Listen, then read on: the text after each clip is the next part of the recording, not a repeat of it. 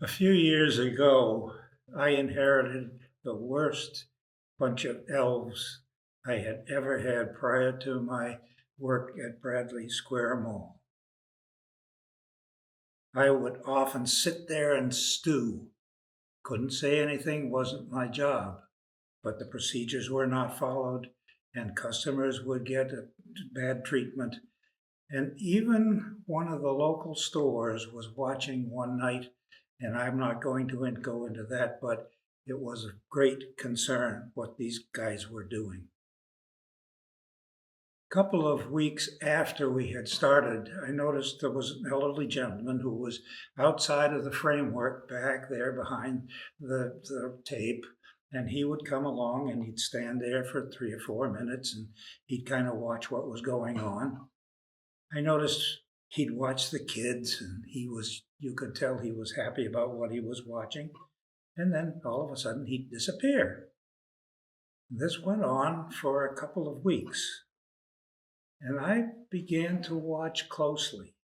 And I noticed that just before he would leave, he'd bow his head and he'd be gone. Well, finally one day he came over real close to me on the side, and I got up and I walked over to him and I said to him, "You're praying for us, aren't you?" And he said, "Yes." Every time that he would pray for us, you could feel the whole tenor of the set quiet down. It was like a whole bunch of love just flooded in, and everything turned out much better. Well, during the last 3 weeks, when he would come, I would get up. I didn't care about the line. I went over and I'd give him a hug and we'd talk. If there was no line, we got to converse a little bit. He told me about his wife of 50 years whom he'd lost recently. And I would share things. We would pray for each other.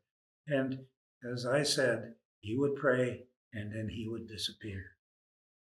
Well, that turned out to be one of the most beautiful friendships that I have ever made. It went on for several years, actually. And then one day, the Cleveland Daily Banner posted the passing of Reverend Charles Sanger, and they posted his picture. And there it was, the picture of my guardian angel. And I remain forever Santa.